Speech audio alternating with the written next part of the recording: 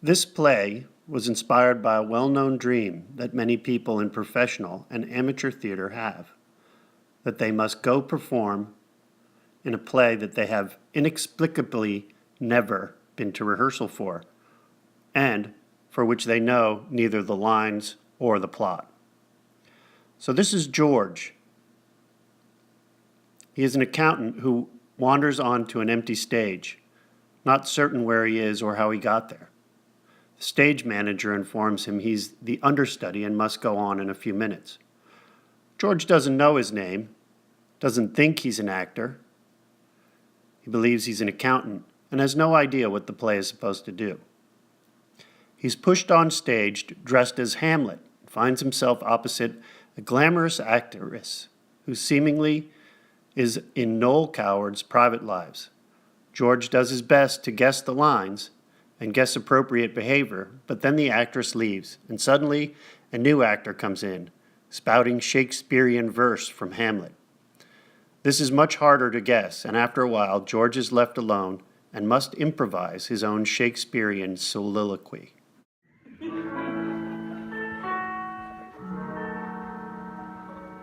Extraordinary how potent sheet music is. What? Extraordinary how potent sheet music is. Nondescript, I'd say. I bet you were going to say she's just like Lady Bundle, and she has several chins, and one blue eye and one brown eye, and the third eye in the center of her forehead. Weren't you? Yes, I think I was. Victor's like that too. I bet you're about to tell me that you traveled around the world. Oh, yes, I was. I traveled around the world. How was it? The world? Yes. Oh, very nice.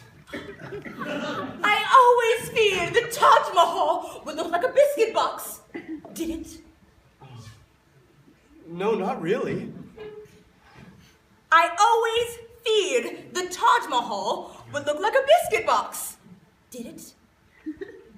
I guess it did. I always feared the Taj Mahal would look like a biscuit box. Did it? Oh, hard to say. What brand of biscuit box?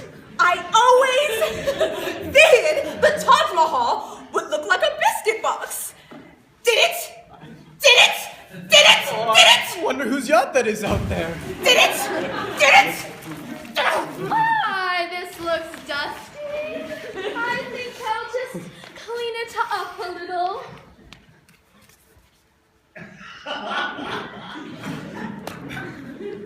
And not only did the Taj Mahal look like a biscuit box, but women should be struck regularly like gongs. In the closing sections, George finds himself thrust into a Samuel Beckett play, a combination of Waiting for Godot and Endgame, which he has very little knowledge of. Doing Actor's Nightmare for me was kind of a bumpy road the whole time until we finally did put on the show, because my notes every time we would run the show or whenever we would do a scene, the notes that my director gave me were always bigger, be bigger and more of a presence, be just more. She wanted so much more, and I needed, I was so many days where she said that I was at 0% and I needed to be at 10,000%, and it was just, I thought that task was impossible. But then I started to realize that, slowly but surely, every scene I would just add a little bit more to it. And then I finally realized that in the last, day before the show, and it was just, I thought she wanted, ridiculously over dramatic, but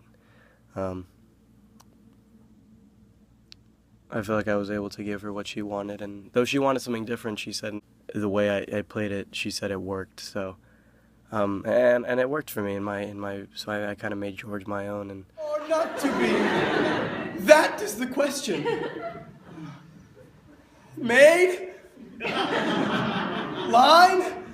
Line? Oh, what a rogue and peasant slave am I, whether 'tis nobler in the mind's eye to kill oneself or not to kill oneself, to sleep a great deal. We are such stuff as dreams are made on, and our lives are rounded by a little sleep.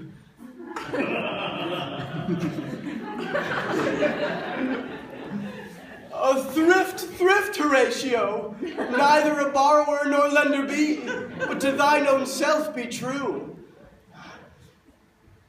There is a special providence in the fall of a sparrow. I come to wive it wealthily in Padua, if wealthily, then happily in Padua. Brush up your Shakespeare, start quoting him now. Da-da.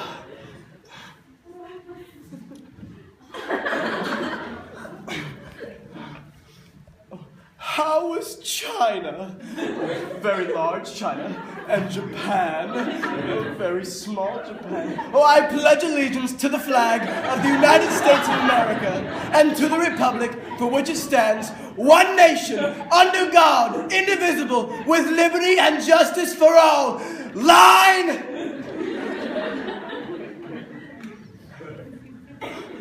Oh, God. When you call for line, the stage manager normally gives you your next line to refresh your memory.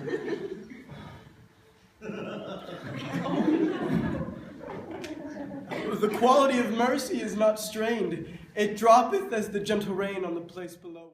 And suddenly, he's Sir Thomas More in the historical drama A Man for All Seasons, facing a beheading for opposing Henry VIII's marriage to Anne Boleyn. And alarmingly, the executioner seems more real than he should be.